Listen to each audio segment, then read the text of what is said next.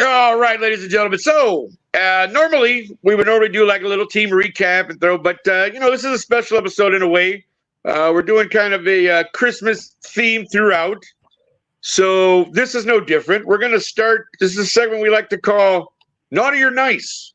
I'm going to throw out some names to my fellow panelists here and see what they have to say, whether these people are naughty or nice. So let's start. We're going to jump in right away. We'll give our guest the first shot here, Mr. Spencer.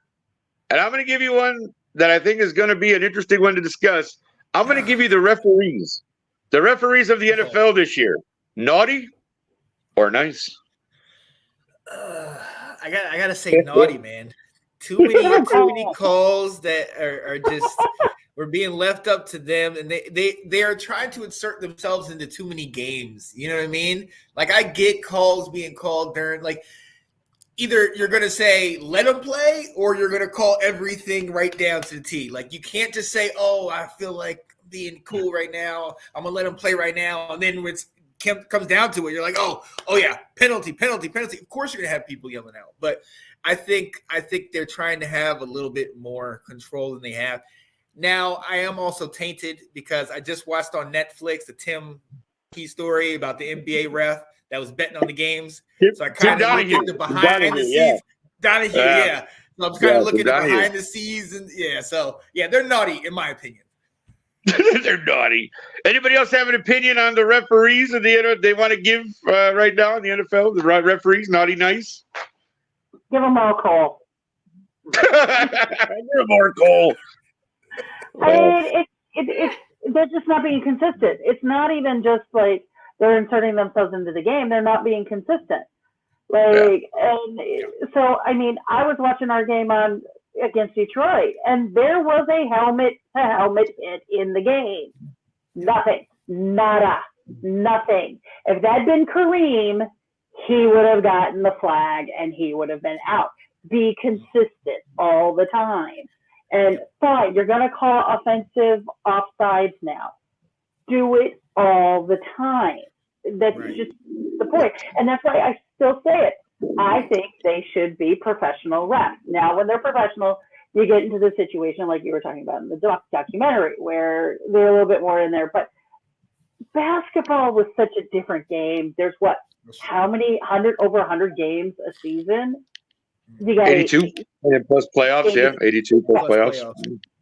So, I mean, it's shorter, but I'm big for making the refs professional, making sure that they know exactly what they're doing, what they're supposed to be calling, and being more consistent with it. Like in soccer. Good. In soccer, they are professionals, and I think they have a union and everything.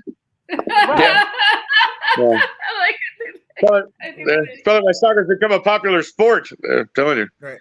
And it's not even all just it's not like we haven't had this issue. Like a couple of years ago, they had to get replacement refs because they weren't taking care of the refs we had.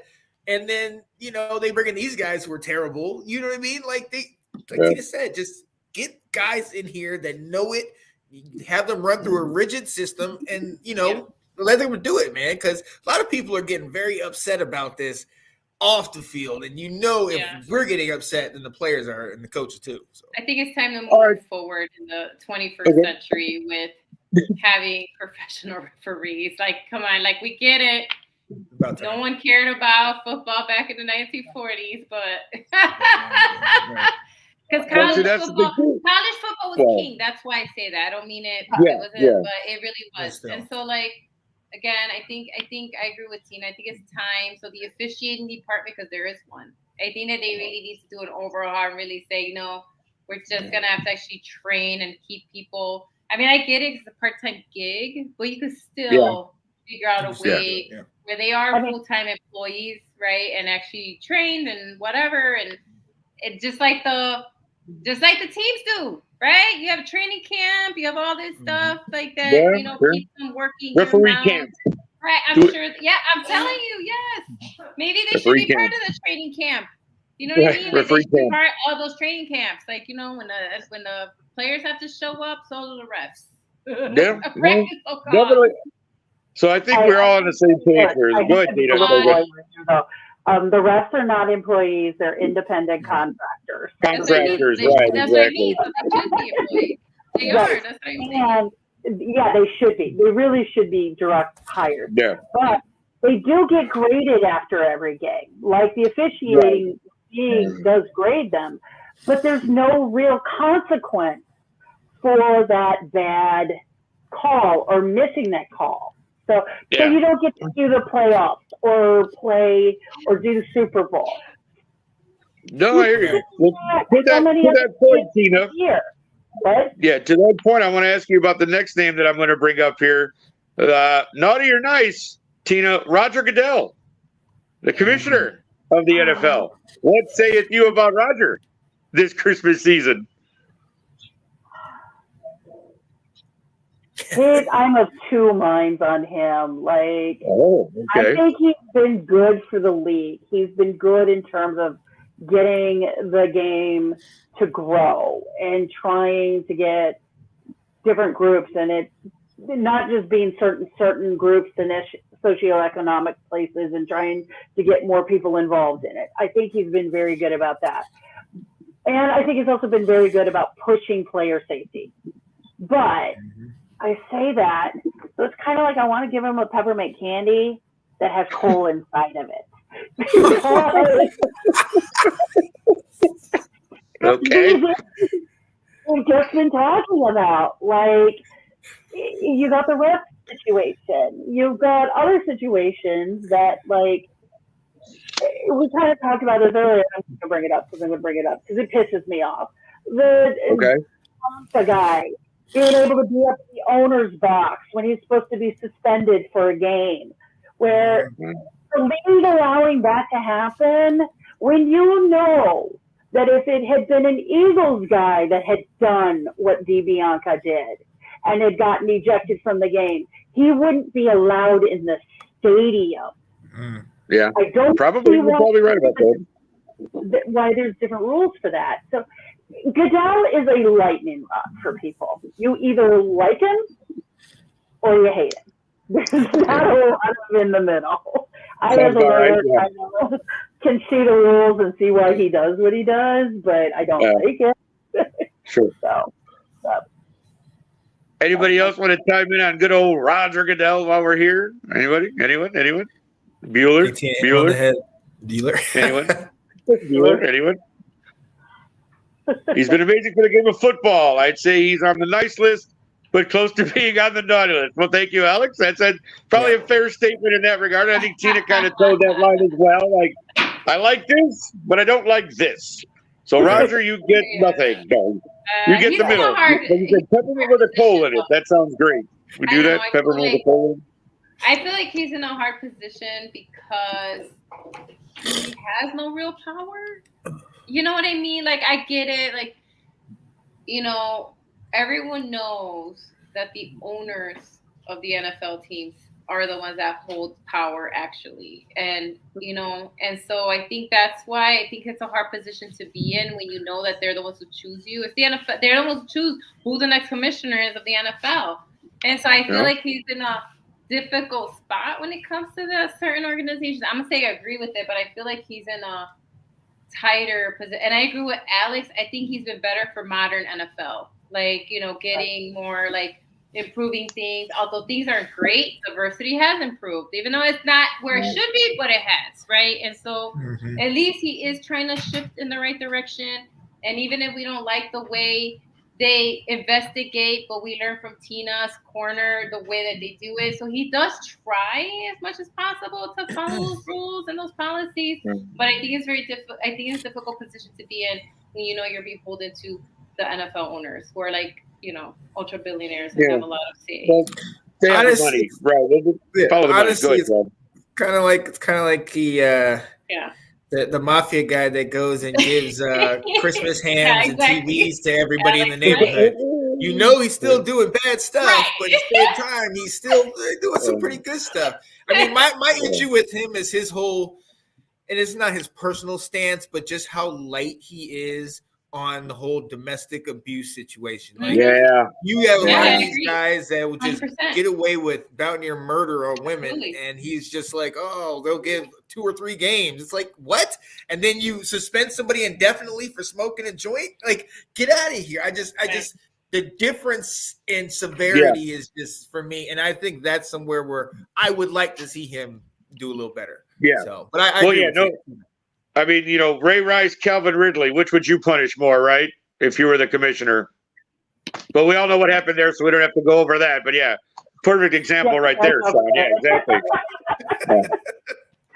Let's give Calvin a whole year. We'll give Ray 6 games, whatever it was. Yeah, let's do that. Anyways, let us move on. I'll throw out something else. Delilah, I'm going to throw this one at you to start with. We're going to go to quarterbacks now, just because there's a couple that, Tina's favorite. It calls him Kermit every week. Patrick Mahomes. Naughty or nice this year? What do you think? I think he's nice. I think people are taking his reactions out of proportion because I've seen people do way worse. I'm sorry. I've seen other similar high caliber quarterbacks throw tantrums all the time. Break tablets. All I'm saying is it's not uncommon for these quarterbacks to get, upset and throw a tantrum on the sidelines, and we're not going to stop seeing it. And he paid his fine, which is like nothing, so he knew it was coming. I don't think he'd be on a naughty list for that. That's crazy. We would, you know what I mean? We've been watching the NFL for like decades, and some of you a little longer, right? And forever, the quarterback. Wait, what are you trying to say? I'm just saying. You said I'm old? Some of you a little longer too. I wonder who you're talking about, Delilah. Some of you who are in your 50s now, who've watching football for 5 decades, pal. What are you doing? That's okay. But I'm right. Someone's definitely getting cold in their stocking this year, and it's going to be you. Thanks a lot, pal. I know. I'm sorry. Peppermint with cold for you. Don't let me catch you outside this week. Peppermint with cold for you. Oh man, listen. I'm just saying that we've seen it happen.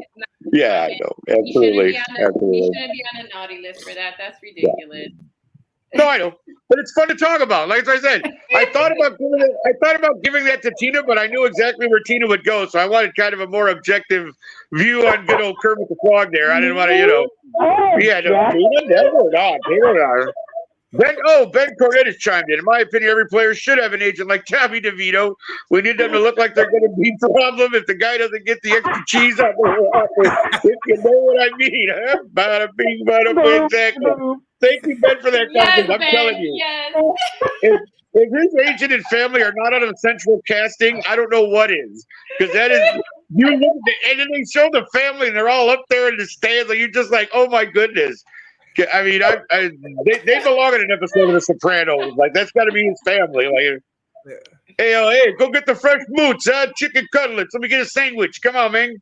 It's hilarious how they play that up so much every week. Hey, the DeVito, now it's this. Hey, give me. So I don't know. Hilarious stuff. Anybody else? Patrick Mahomes? No. Good. Tina, do you want to say something? I was going to say I would actually put him on the nice list because look at that. What Delilah was saying. Like, we know a very prominent, just retired quarterback who would literally throw temper tantrums when he lost games. And he talks about the iPad and all of that. Like, they let them get away with this stuff. Are you talking about the guy that Sean endlessly played a video of, who threw a certain Super Bowl trophy from boat to another boat? Are we talking about that gentleman right now? I don't have it. All I'm saying. I can work it out. I was waiting to see if that was going to pop up, because Sean's favorite quarterback in the last 4 years, Mr. Throwing Super Bowl trophies, right? One, that was the other guy I was going to bring up. That Alex just brought up is Phillip Rivers. Oh my God, I have a meme saved in my phone. It is Phillip Rivers with this big blue coat, holding it over his head and like sitting down. And there's this famous story about Phillip Rivers and God, I can't remember, Cutler. That is hilarious. Yeah, I won't tell it on the show. It's way too long of a story. But Philip Rivers had the worst potty mouth. He was a trash talker extraordinaire. So, like, those guys do temper tantrums all the time. The league never cut them back. Kermit's problem is, like, also what I think Alex alluded to, is he doesn't have the receivers he had. His receivers are dropping balls, things like that. So he's frustrated with what he's got around him. You've got Kelsey, cover Kelsey, moving on. So, yeah, and I'll get it right this time, son. Tony. I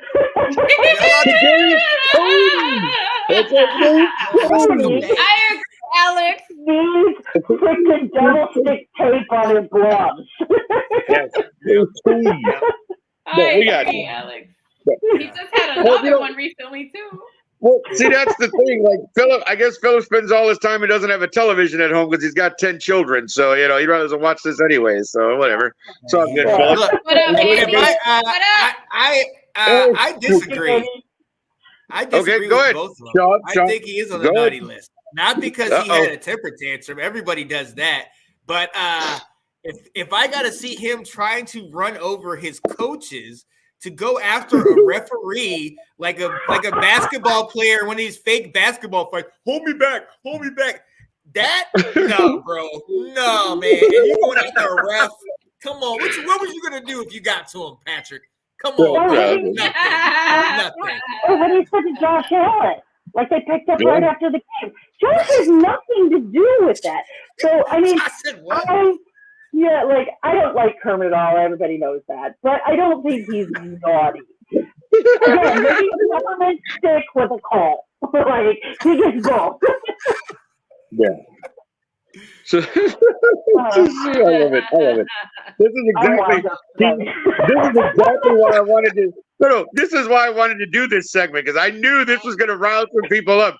Because I'm going to throw out a name next, and I'm going to give it to somebody else because I know he's going to chime in anyways, Spencer.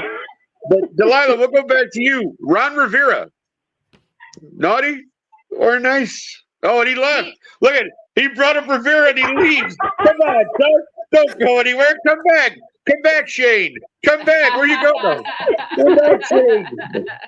I'm going to say naughty only because he's been given enough time. That's all. If it was like his first season, maybe second season, I'd be like, oh, no. But he's been the head coach for Washington for quite a few seasons now, and that's the only reason I'll put him on a naughty list now. You know what I mean? That's the only reason. That's okay. Anybody else got something else they might like to say about Mr. Rivera? I don't know. Maybe. No? You're not going to say nothing now? You're going to stay quiet? I'll reframe he was leaving just for Rivera the building. I hope he has a nice day. Okay? Yeah, I hope he has a nice day. As a person, what a turn Patrick me to do. Well, thank you for that, Ben. I'm sure if Anthony Handy were here, he might echo your sentiment because he feels the same way, I believe, that Desmond Ritter should just literally be run out of town. So, yeah, Arthur Smith, naughty. There you go. There you go. Thank you, Handy. Handy chiming in from the car on the way home, obviously, listening on his way home. I was good with Rivera. I was his staunchest defender all the way up until this week when he benched my quarterback, Sam Howell. So, yes, he's naughty. Definitely naughty. Okay. See, I was kind of like, I didn't know that Sam Howell didn't start this past week, so I honestly wasn't aware of that. He started. He got yanked. He got benched? Oh, he got yanked. Okay. Yeah. Well, you guys, we're going to get to it later, but yeah, you get. Oh, okay. Gotcha. But, well, I'll throw out another one. Just, that was an easy one, I guess. Poor Ronnie. Riverboat Ron, his luck has run out there in Washington. He's about to go. Tina. I'll give you this one just because I'm kind of biased and Delilah might be a little bit too. But Justin Fields, naughty or nice? Nice. I think he's getting the shame, and I think he's getting the shaft in Chicago. Like, he played a really good game on Sunday. Normally I kind of say if it's not my team, I'm sitting there doing a bunch of other stuff. I sat down and I was watching that game. I really think I think he's a good quarterback. I just don't know that he fit in with Eberflus's system. And hopefully this year he's made a highlight reel for him to be, if there's something going on. I don't know when his rookie contract is up. Is it after this year? Next year is year 4. Next year is year 4. So we have him for next year, and then the 5th-year option if we decide to pick it up. So I mean, he's under contract for next year. That's the thing, and I don't think too many people. That's why they can say draft the quarterback, but he's still on his rookie contract. Like year 4 is next year. So, but go ahead. I'm sorry. Finish. If somebody takes a look at him, and I think the Bears would listen to some trade offers depending on who they have. So I think he makes he can make a good reel for himself to go somewhere else if they decide not to renew his contract. So nice. I know some people don't like him, but I think that's just because we've talked about this before. A lot of Bears fans want the fix now, and it's not going to get fixed now because he plays a completely different game than Eberflus. So, yeah, I happen to agree with Mr. Loosemore. Yeah. See, I agree with Alex. I trade the number 1 pick, get another Hall, get a legit center, get another edge rusher. I mean, we've had the number 1 rushing defense for the last 5 weeks. Yeah. Like, our defense is improving. We have a good defense. We need to build. Yeah. No, hey, I'm not going to lie. Montez Sweat has been phenomenal since he got here. And then he was on the sidelines last week, but whatever. Then he was. Well, that was 2 weeks ago where, I don't understand why he wasn't in that last drive, why Montez Sweat and what's his name were on the bench for like almost that whole series. Like, I don't know what that was. Whatever. Well, Eberflus is another subject altogether. But yeah, I mean, Sweat has been great since he's been here. It's a shame Ngakoue got hurt because at least with the 2 of them at edge, we had a rush. We had, we had something going. And, with sometimes when you just see that big Alexander Billings in the middle, the guy takes up like 4 spots on the line. It's hard to run past that guy. Like, he draws double teams like crazy. Like, it's a great thing to see. But yeah, I mean, I what are you going to do? I mean, it is what it is, right? It's just. Can we put him on the nice list? Ooh, Montez Sweat? Montez Sweat, yeah. Yeah, he still leads Washington in sacks this year. You know that, right? Does he really? Is that true? That's what Alex was saying. 6.5 sacks with Washington, 6 sacks for y'all. That's golly. That's what Alex was saying.